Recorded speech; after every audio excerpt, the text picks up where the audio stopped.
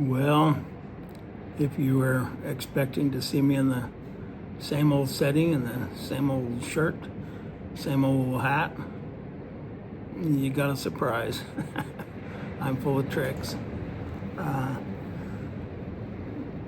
I'm experiencing something a little different right now, and not to crow about this or anything, but I'll show you what's going on.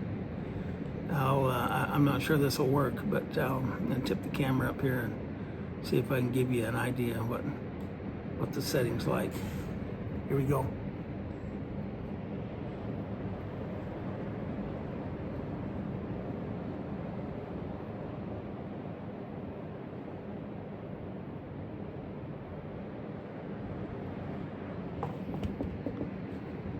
Well, there's probably just a simpler way to do that. I'm not sure how it'll turn out, but got myself a little tripod here, and I'm experimenting with that too, but maybe I can still stay in touch about some things that are on my mind and that I've been thinking about. I ended the last upload or two talking about Christmas and my feelings about Christmas and some of the things that we've experienced with our family at Christmas time, some of the meanings that have come out of that season, and it's a great season. It's a wonderful time of the year.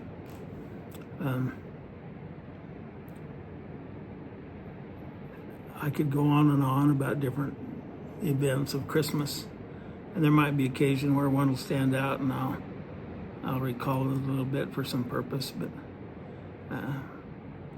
for right now, I want to take just a minute to talk about how my feelings about Christmas have changed. And I did that a little bit earlier, but seems like there are seasons of our life that we pass through when things that used to mean a lot to us don't mean so much to us anymore. And things that didn't mean all that much to us, maybe at some phase in our life, now suddenly means a whole lot more.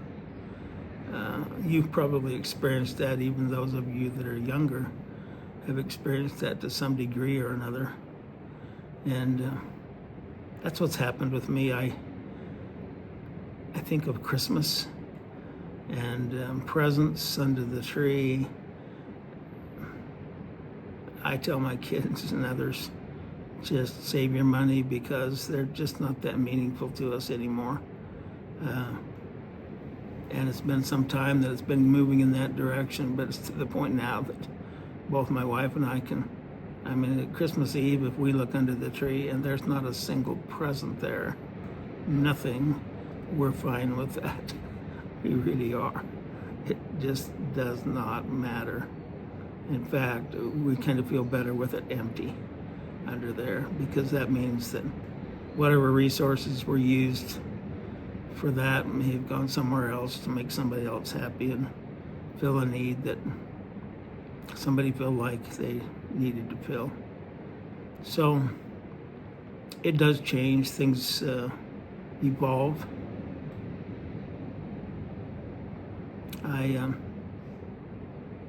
I guess you could say I've passed through the gift phase. Maybe I should say I passed through the gift receiving phase of Christmas. That phase of my life. Now, as soon as I say that, then here we go. I think of something else that I remember. Since I've been talking about the transcendentalists, and if you remember what that means, it means the innate power within us all to know truth intuitively. And I hope you always hang on to that, and maybe not distort it to somebody else's thinking or what you read in a book about what it is or whatever. But just remember that as far as I interpret it, it simply means that every person has the innate power to know truth intuitively. And that is a gift. That is a gift. Truth is, well, we could talk about truth on a whole different level, but truth is important. It's important to we lock ourselves onto what truths we can find, because it's in the truths that there's reliability, stability, maybe you could say, trust, loyalty, and I would even say reward.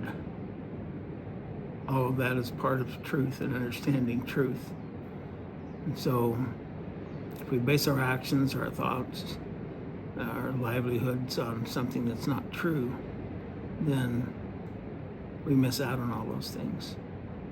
So anyway, I passed through the gift receiving stage of Christmas, and Thoreau, I still remember a phrase that he wrote. He says, I'd have to look up the exact page maybe or whatever, but he said, everybody needs to pass through the hunter stage of development. And I think what he meant by that, as I've thought about it, is he meant there's good to getting out in the hills, even with a rifle or a bow and arrow or whatever you're hunting with, because it gets you out in the hills. But I think what he was saying, and what I have experienced of what he is saying, is that after you've been out in the hills and you get the benefit from being out there, then think again about whether you really want to kill something. I'll never forget the time when I backed completely out of that whole scene. It used to be that I didn't feel like I was, especially after I got married, and when my wife's family, they were big deer hunters, and boy, you better get a deer, and it better be a buck, and it better be a pretty good sized buck, or you get left out of the family. So there's a little pressure there. And besides that, we always needed the meat. I wasn't making very much money, and meat cost a lot, and if I could get a deer or two, boy, that meant that I could, and we took really good care of the meat, and we ate it, and it helped our family through the winter months. So during that hunting season, I used to get really interested in hunting, and then it got to the point where we didn't need the meat so much, but I still like to go hunting. And by then I had I think it was a 270 rifle. Might have been, I had two guns, this 270 and a 7mm Magnum, and I can't remember for sure what gun it was, but it was if I remember it right, it was a late season hunt. And one of the other things that I mentioned about this hunting is that my parents always, or not my parents, but my mother and father-in-law and their family that I'd married into, they always used to give you a bad time if you happened to hit the deer in the wrong spot, because you ruined too much of the meat. And so I was quite careful, and I got to be where I was pretty good. I would usually hit it right behind the front shoulder area and into its heart and lungs, so it would kill the animal quickly without suffering. And that's where I shot the deer. But as I got a little more involved and cleaned the deer and cut it and whatever, I found out that sometimes even then there was meat that had been ruined. Well, with a 9-power scope, you can get a pretty good lineup on a deer. And I can remember just one particular evening, it was getting down to where it was the end of the hunt, and there was a deer there on the ridge, and I pulled my rifle out, leaned over the truck, and I zeroed in on it with the crosshairs, and it pulled it in real close. It wasn't that far away to begin with, and I knew it would be an easy shot if the deer stood still. I got the crosshairs affixed where there would be no spoilage of the meat because the crosshairs were fixed right on its head. And I can remember holding the crosshairs on that deer's head with my finger on the trigger. And I looked at that deer, and it was a beautiful animal. Absolutely beautiful. Its ears were sticking up, and its head was kind of against the skyline. I could see the head and the horns clearly, and it was just beautiful. And there I was, leaning over the truck, that deer in my scope, and it was right then that a decision or a feeling came across me that I had, as Thoreau said, I had passed through the hunter stage of development. I had no desire to pull the trigger and kill that deer. And that's a feeling that I wouldn't have had earlier in my life. But at that time, I had that feeling. I don't have a bell with me here, but I'd ring it right now if I had it, because I had that feeling. And of course, that message was, you don't really need that animal anyway. And it is a beautiful thing. And it has a life of its own. It enjoys life.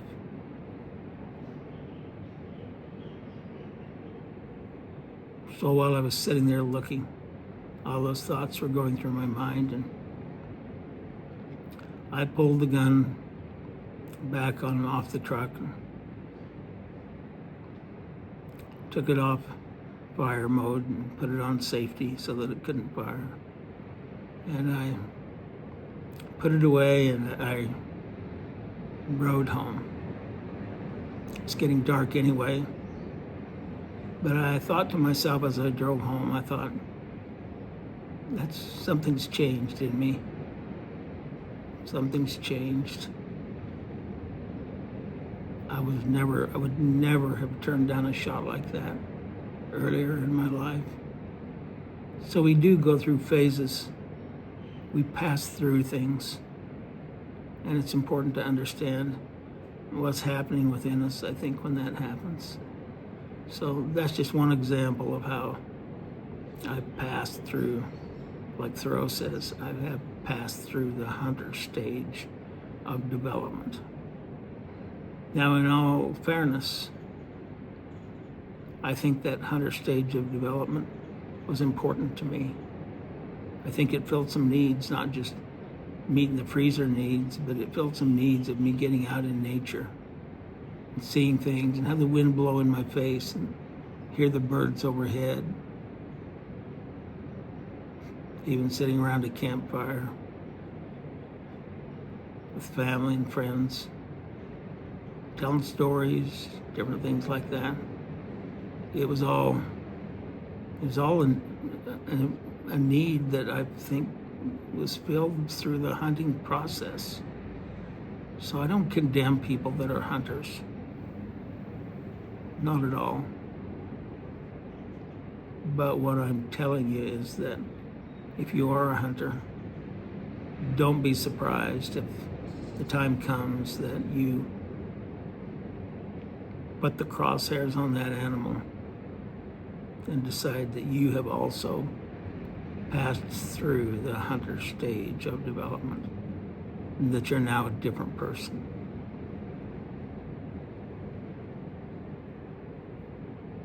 Those were good days. Those were days when I learned a lot. And I've often thought about different situations when I could have, in my younger days, pulled out the gun and shot something. But I resisted that impulse because I knew that deep down I had passed through the hunter stage of my development. We all pass through stages in our development.